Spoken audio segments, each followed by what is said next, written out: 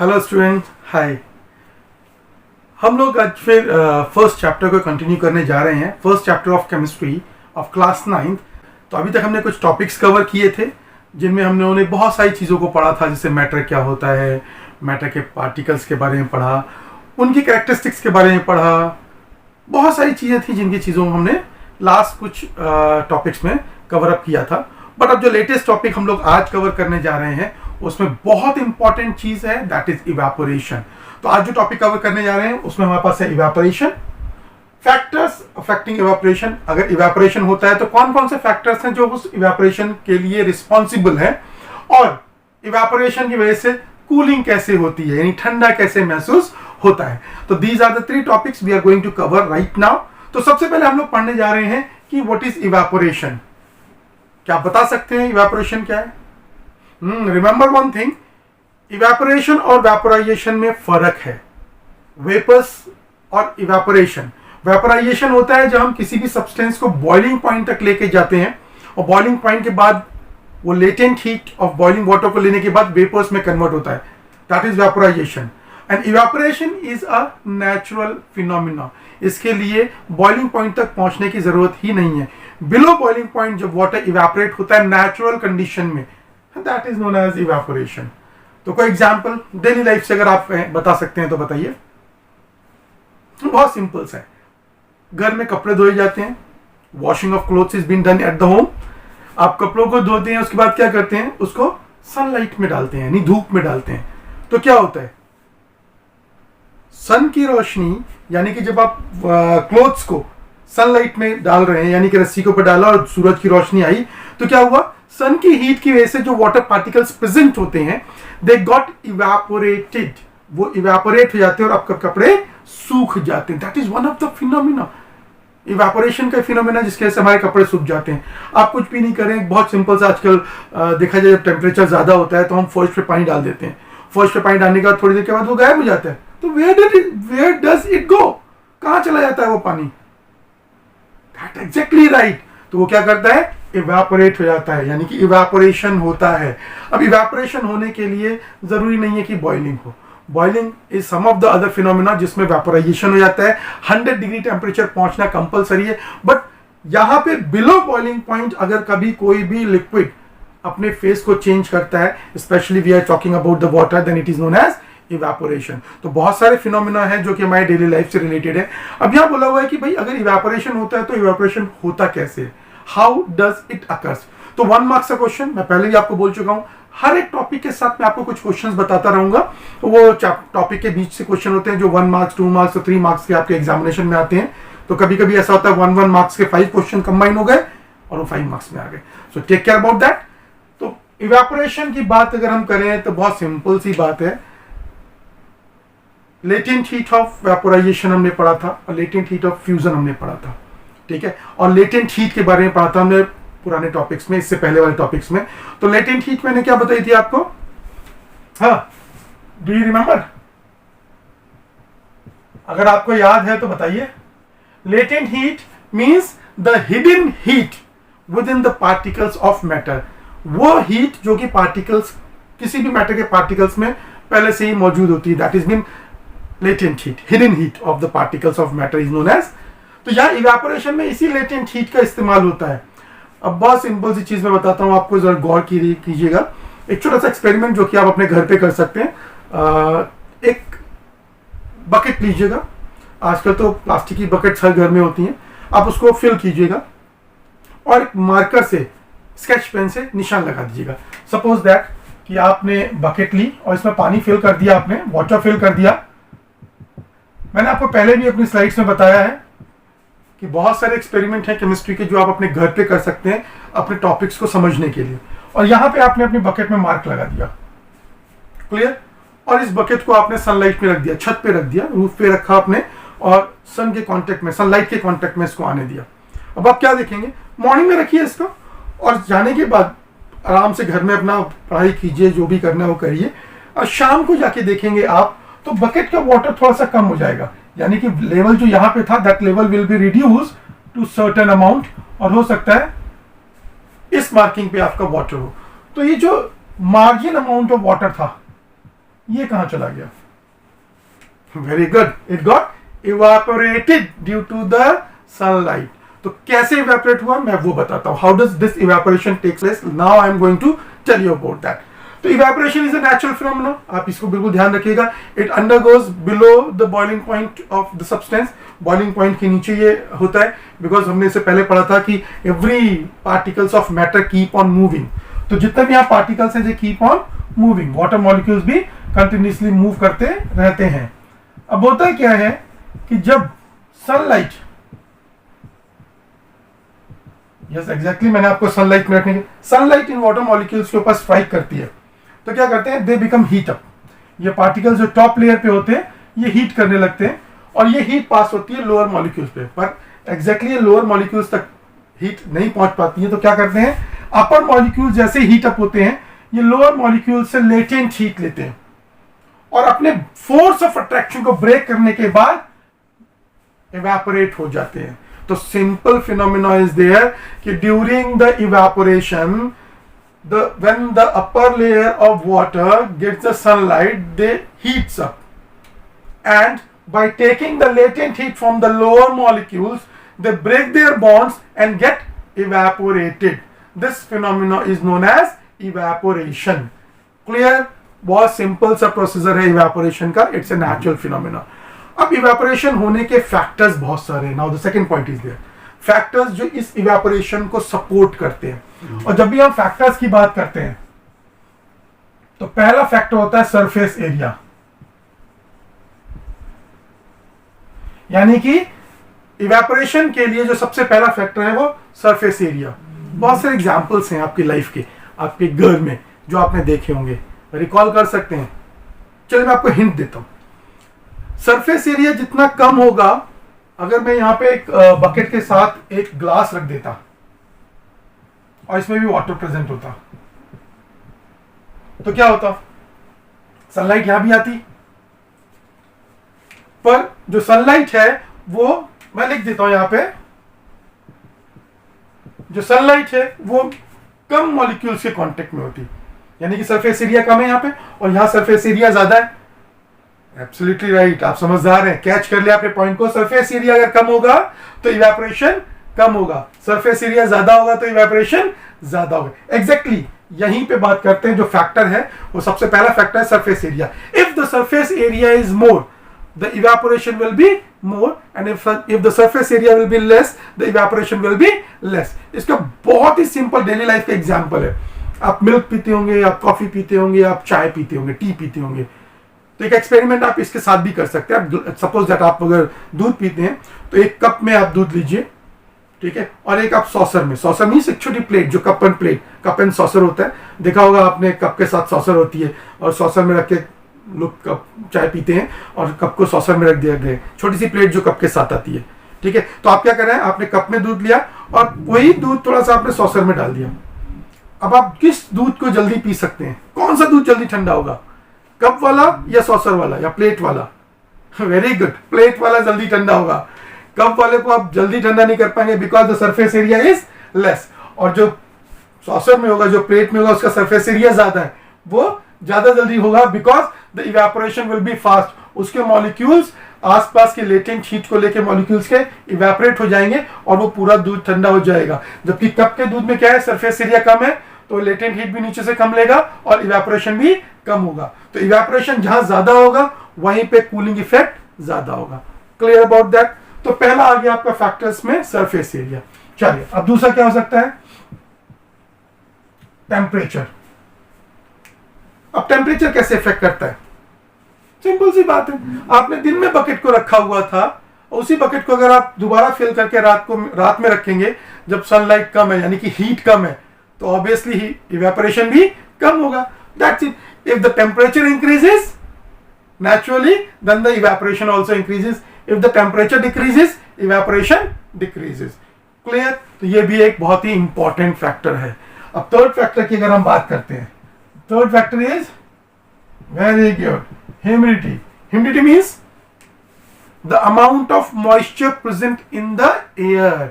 Air में जो water molecules हैं, जो मॉइस्चर है, उसकी प्रेजेंस को हम ह्यूमिडिटी कहते हैं। गर्मियों के बाद समर सीजन में सनलाइट ज़्यादा होती है तो जितने भी वाटर बॉडीज होती हैं उन वाटर बॉडीज से इवेपोरेशन ज़्यादा होता है। इवेपोरेशन ज़्यादा होता है तो फिर क्लाउड फॉर्मेशन ज़्यादा होता है। क्लाउड फॉर्मेशन होता है तो क्या होता है, ह्यूमिडिटी बढ़ती है एंड देन द रेन अकर। तो वही है, अगर आसपास ह्यूमिडिटी है, बहुत वेरी सिंपल चीज़, आपकी फेवरेट फूड मैंने आपको खिला दिया and you had it till the neck, कहते हैं ना बिल्कुल गले तक भर के खा लिया हमने, आपने बिल्कुल फिट होके खा लिया, बिल्कुल फिट होके। अब मैं दोबारा आपको ऑफर करूं कि आप खा सकते हैं? नहीं खा सकते ना, आप टाइम लेंगे उस चीज के लिए कि थोड़ा सा रुक जाओ, पहले मेरा थोड़ा सा डाइजेस्ट हो जाए खाना, तब खा पाऊंगा मैं अपना फेवरेट फूड भी। तो सेम चीज is here, same thing is here. If already the humidity will be more, अगर इसके ऊपर इवेपोरेशन हुआ है और यहाँ पे ऑलरेडी बहुत सारा मॉइस्चर है तो क्या होगा, जितना भी इवेपोरेशन हो रहा होगा वो जब वाटर मॉलिक्यूल्स ह्यूमिडिटी के फॉर्म में ऑलरेडी है तो इवेपोरेशन विल बी स्लो। तो if humidity will be more, evaporation will be less. If the humidity will be less, evaporation will be more. ध्यान रखना। तो इसीलिए क्या होता है, कभी कभी हम लोग जब इस्तेमाल करते हैं किसी एक ऐसी जगह पे जहाँ पे ह्यूमिडिटी ऑलरेडी है, बहुत सिंपल से एग्जांपल है, बहुत सारे क्वेश्चंस हैं जो आपके इसी इवेपोरेशन से रिलेटेड है। उसमें से एक एग्जांपल मैं भी आपको दे देता हूँ, बाद में भी इसको डिस्कस करेंगे।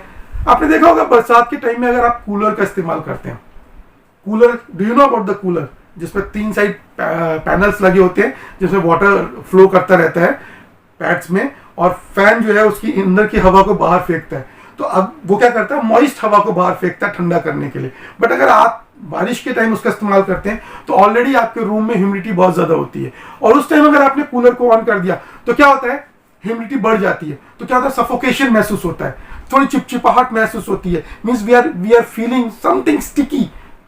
क्यों? Because of the excess moisture.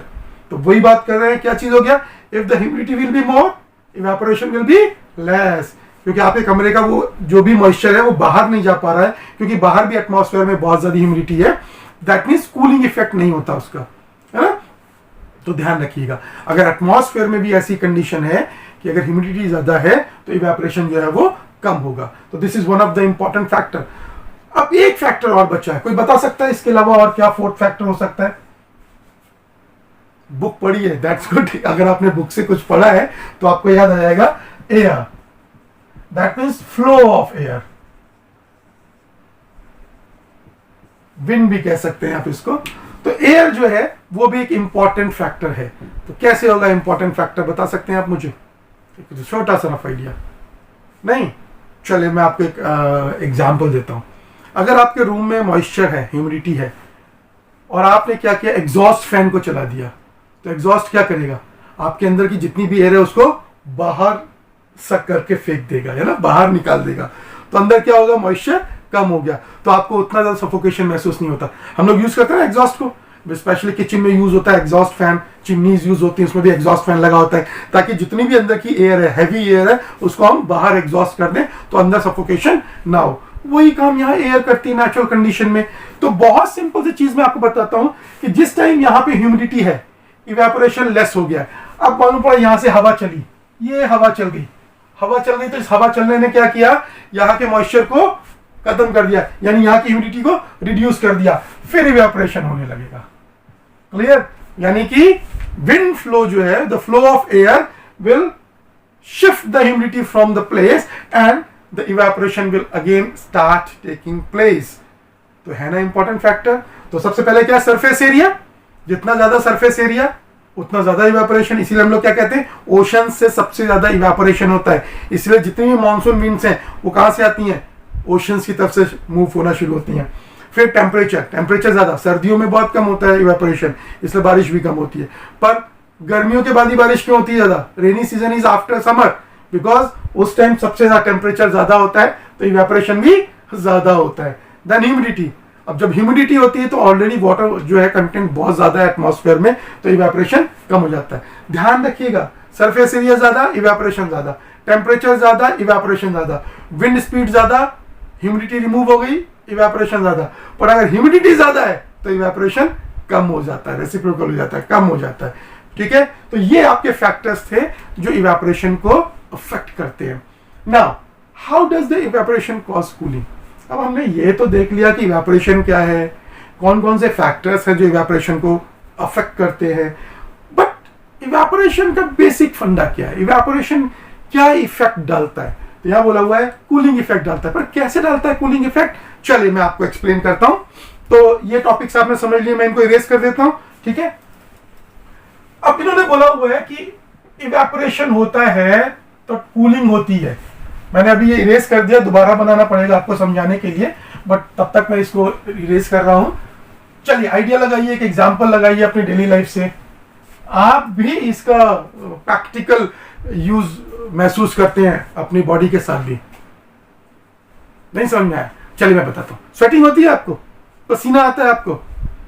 पसीना आने के बाद अगर आप कहीं पे खड़े हुए हैं थोड़ी देर के लिए, तो अगर कहीं पे हवा भी चल रही है, पंखे के नीचे ही आ गए, ठीक है, तो क्या होता है, थोड़ी देर के बाद आपको ठंडा महसूस होता है, आपका पसीना खत्म हो जाता है और आपको थोड़ा कूल कूल लगने लगता है। रीजन पता है क्या?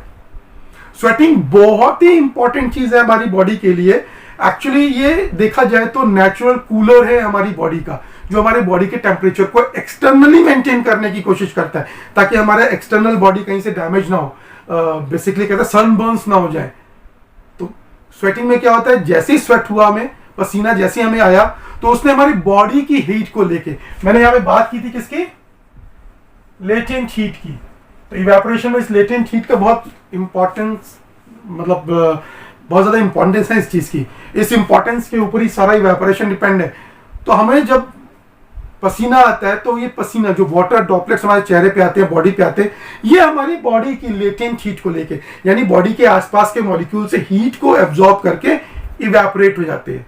तो अगर हमारी बॉडी के आसपास की हीट को लेंगे तो हमारी बॉडी के आसपास कैसी जाएगी? ऑब्वियस सी बात है, हीट अगर लिए तो कूल होगी।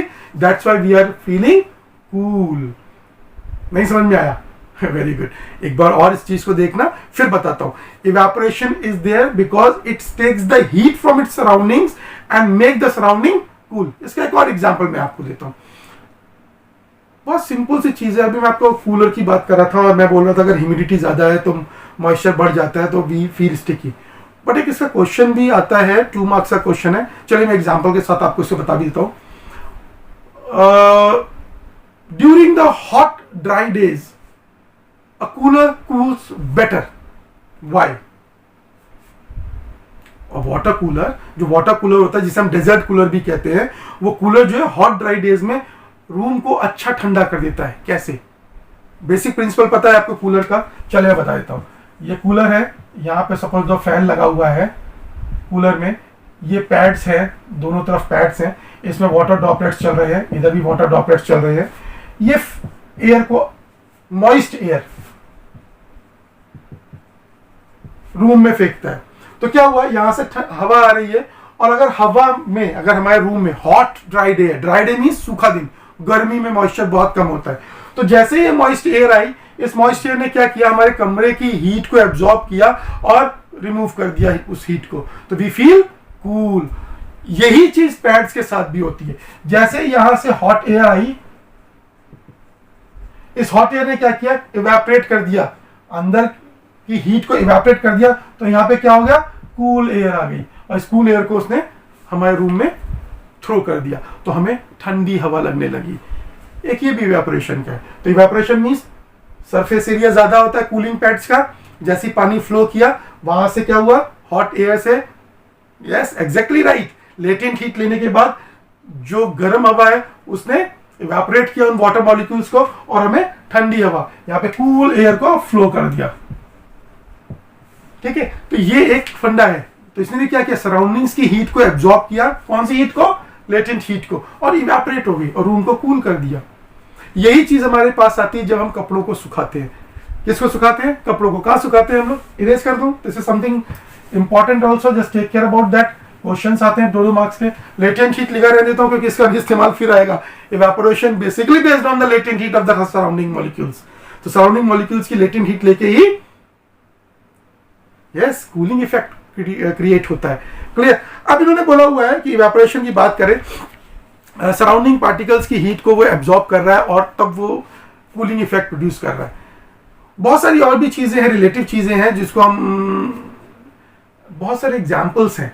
अगर मैं आपके घर से किसी एग्जाम्पल को बताऊंगा, तो your mamma might be using nail remover, nail polish लगाते हैं, नेल पॉलिश जब डैमेज होने लगती है तो उसको रिमूव करने के लिए एक नेल रिमूवर का इस्तेमाल किया था।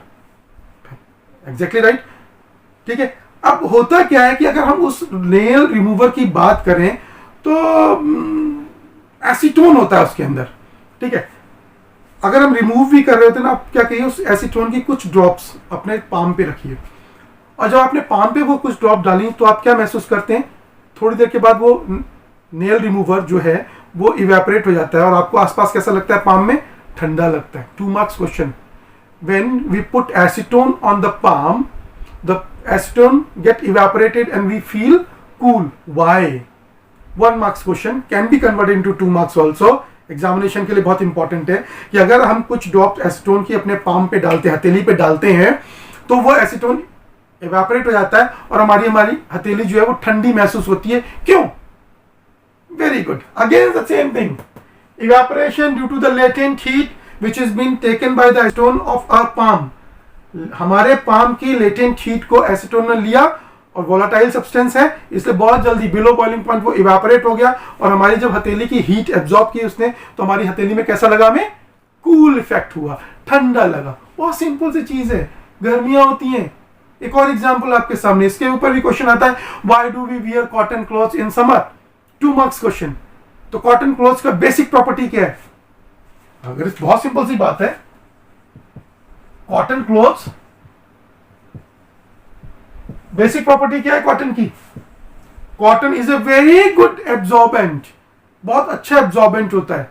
तो जब हम कॉटन क्लोथ्स को पहनते हैं, शर्ट को पहना, मैंने कॉटन टी शर्ट पहनी हुई है, तो क्या हुआ, अगर मुझे स्वेटिंग भी हुई तो इस कॉटन ने उस स्वेट को एब्जॉर्ब कर लिया, सोख लिया, और सोखने के बाद क्या हुआ, इसने मेरी बॉडी की लेटेंट हीट को एब्जॉर्ब किया और उस स्वेट को इवेपोरेट कर दिया। और जब वो स्वेट इवेपोरेट होगा मेरी बॉडी की लेटेंट हीट को लेके, तो मेरी बॉडी में कैसा इफेक्ट आएगा, कूल इफेक्ट आएगा, ठंडा लगेगा। इसलिए कहते हैं ना, कॉटन के कपड़े पहनो, गर्मियों में गर्मी नहीं लगेगी, ठंडा लगेगा। रीजन पता था आपको क्यों ठंडा लगेगा? क्लियर हो गया क्यों ठंडा लगेगा? That's why I was telling you. इसीलिए मैं आपसे कहता हूं कि science is everywhere surrounding you.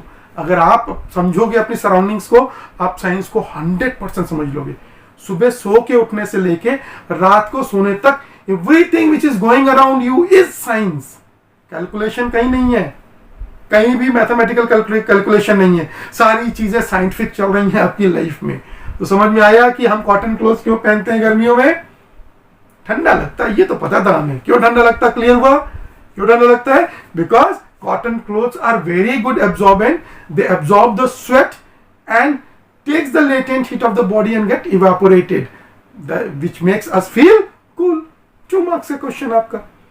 चलिए, बहुत सारे एक्टिविस्ट हैं आजकल कह रहे हैं कि फ्रिज मत इस्तेमाल करो और ये मत इस्तेमाल करो, वो मत इस्तेमाल करो। तो हम फ्रिज की बात को लेते हैं। फ्रिज क्यों यूज करते हैं हम लोग? ठंडा पानी पीने के लिए गर्मियों में। पर पुराने टाइम में क्या होता था? हाँ, क्या यूज करते थे? क्या यूज करते थे? अर्दन पॉट्स, जिसको नॉर्मली हम लोग क्या कहते हैं? घड़ा। घड़ा यूज करते थे हम लोग पानी के लिए, मिट्टी का बर्तन। अर्दन पॉट्स, मिट्टी का बर्तन। उसमें पानी कैसे ठंडा होता था? कभी सोचा? That is also because of the evaporation phenomena. कैसे होता है ये? मिट्टी कैसी होती है? बहुत फाइन होती है। अगर हम उससे अर्दन पॉट बनाते हैं तो क्या होता है? बहुत फाइन पोर्स उसके अंदर मौजूद होते हैं। हम उसको पका भी लें, हीट में पका भी लें उसको, उसके बाद वो पक्का हो जाता है, जल्दी टूटता नहीं है, वाटर एब्जॉर्ब नहीं करता है, बट उसके अंदर बहुत फाइन पोर्स होते हैं, है ना। तो हम जब पानी इस अर्दन पॉट में डालते हैं, इसको फिल कर देते हैं, ऊपर से अर्दन लिड लगा देते हैं, मिट्टी की ढक्कन भी उसके ऊपर रख देते हैं बना हुआ, तो क्या होता है गर्मियों में? तो जो फाइन पोर्स होते हैं अर्दन पॉट के ऊपर, क्या होते हैं? फाइन पोर्स होते हैं। इन फाइन पोर्स से वाटर ऊज आउट होता है, यानी वाटर बाहर की तरफ सरफेस पे आता है, इसलिए घड़ा बाहर से हल्का हल्का गीला महसूस होता है। तो जब वो हल्का घड़ा बाहर से गीला महसूस होता है, तो बाहर से वो घड़ा क्या करता है? बहुत सिंपल, मैं आपको बना के दिखा देता हूं। चलिए, वाटर ड्रॉपलेट्स यहां आ गई घड़े के अंदर से, ठीक है, ये आ गई वाटर ड्रॉपलेट्स। अब बाहर से क्या आ रही है? हीट। इस हीट की वजह से क्या होता है? ये वाटर मॉलिक्यूल्स अंदर से लेटेंट हीट लेके अंदर के जो वाटर मॉलिक्यूल्स हैं उनकी लेटेंट हीट लेने के बाद ये इवेपोरेट हो जाते हैं। ये क्या हो जाते हैं? इवेपोरेट हो जाते हैं। तो अंदर जब लेटेंट हीट अंदर की चली गई बाहर के वाटर को इवेपोरेट करने के लिए, तो घड़े के अंदर का पानी कैसा हो गया? ठंडा हो गया। बेसिक फिनोमिना ठंडा करने का, नेचुरल तरीके से हमारा पानी ठंडा हो रहा है घड़े के अंदर due to the evaporation of the water particles which comes out through the fine pores of the earthen pot on the surface and get evaporated due to the external heat and taken by the latent heat from the inside, which makes the water cool inside the pot, जो घड़े के अंदर पानी को ठंडा कर देता है ना? लेटेंट हीट का इंपॉर्टेंट चीज है ना? इवेपोरेशन फिनोमेना बहुत इंपॉर्टेंट हमारे नेचर में, हमारी लाइफ में। तो this is something which is very very important. बहुत अच्छी तरीके से ध्यान रखो। Science is not tough, it is tough if you are not trying to understand और relate the science with your life. आप इस साइंस को अपनी लाइफ से रिलेट नहीं करोगे तो एग्जैक्टली बहुत टफ है। और रिलेट करके अगर समझोगे, रटना कोई चीज नहीं है, मगिंग करना इंपॉर्टेंट नहीं है। रटने से क्या होता है, अगर आप एक भी पॉइंट को भूल गए आपका पूरा आंसर खत्म। बट अगर आपने रिलेट करके उस चीज को पढ़ा है, दैट मीन्स क्या होगा कि आपको वो चीज याद रहेगी। इवेपोरेशन क्यों होता है? क्योंकि वो किसी भी सब्सटेंस के लेटेंट हीट को लेने के बाद वाटर ड्रॉपलेट्स को इवेपोरेट कर देता है। लेटेंट हीट जाने की वजह से वो सरफेस ऑटोमेटिकली कूल हो जाता है। सिंपल। तो यहां पे क्या हुआ कि हमारे, आप अगर अपने आप से रेट करें, पसीना आया, स्वेटिंग हुई, बॉडी की लेटेंट हीट को लेके इवेपोरेट हो गई, बॉडी कूल हो गई, है ना? Important. So please take care, this chapter is finish now. अब हमारे सारे टॉपिक्स कवर हो गए हैं, इसलिए ध्यान रखिए। कोई भी प्रॉब्लम हो तो आप एक साथ मुझे मैसेज कर सकते हैं, कॉन्टैक्ट नंबर आपको दे दिया जाएगा। तो हम एक दिन बना लेंगे, कोई फिक्स डे कर लेंगे, आपको मैसेज मिल जाएगा। हो सकता है कि हमारे चैनल पे आ जाए आपका फिक्स डे, तो उस फिक्स डे में हम आपके सारी प्रॉब्लम्स को सोल्यूशन करेंगे। क्लियर? तो all the best, prepare very well. अच्छा चलिए एक चीज और पूछता हूँ, कभी आपने ठंडा पानी तो पीते हैं ना गर्मियों में? कभी कभी बहुत से लोग होते हैं आइस डाल के ही पीते हैं। तो सब, अब मैं इसको इरेज कर दूं? ठीक है, ये तो समझ में आ गया आपको, तो मैं इसे इरेज करता हूं।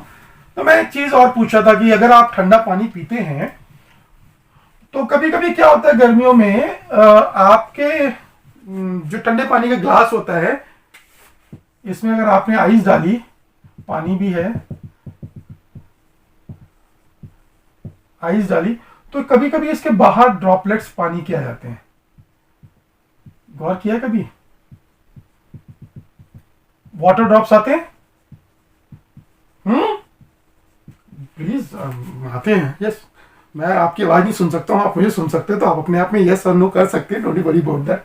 तो from where this water drops come? पानी तो अंदर है, बर्फ तो अंदर है, तो बाहर ये वाटर ड्रॉप्स कहां से आ गए? Any idea? हाँ, कुछ लोगों को आ गया समझ में। ये कहां से आए? क्योंकि हमारे एटमॉस्फेयर में कहीं ना कहीं कोई ना कोई मॉइस्चर है। दैट मीन्स वाटर ड्रॉप्स हमारे एयर में भी हैं। तो जैसे ही वो वाटर कंटेंट, वो ह्यूमिडिटी हमारे इस कोल्ड सरफेस से टकराती है, तो क्या होता है, वो लेटेंट हीट को लेके, that means the exchange of heat को करने के बाद that air comes in the form of water droplets. क्योंकि इसमें मॉइस्चर ऑटोमेटिकली है, तो that convert into water droplets. तो ध्यान रखिएगा, चीजें बहुत इंपॉर्टेंट हैं, छोटी छोटी सी हैं, क्वेश्चंस बहुत इंपॉर्टेंट हैं। एनसीईआरटी के क्वेश्चंस को हम फिर डिस्कस करेंगे एक बार, ठीक है? मैं काम करूंगा तो जितने भी आपके एग्जाम बेस्ड क्वेश्चंस हैं, तो मैं क्वेश्चन एंड आंसर्स को डिस्कस कर लूंगा। एक पूरा का पूरा स्लाइड एक दिन का उसी का बनाऊंगा मैं, हाफ एन आवर और 45 मिनट्स का। तब तक आप रिवाइज कीजिए, और कोई भी प्रॉब्लम होती है तो प्लीज कमेंट बॉक्स में दे दीजिएगा, ताकि हम उस प्रॉब्लम्स को एक फिक्स डे करने के बाद सॉल्व कर सकें। So this is all and with a chapter matter in a surroundings. So all the best, take care, good bye, and revise the things properly and relate your studies with the life, so that you can remember it for the longer time till the examination, get score the good marks. Okay, bye, see you again. Till then, take care.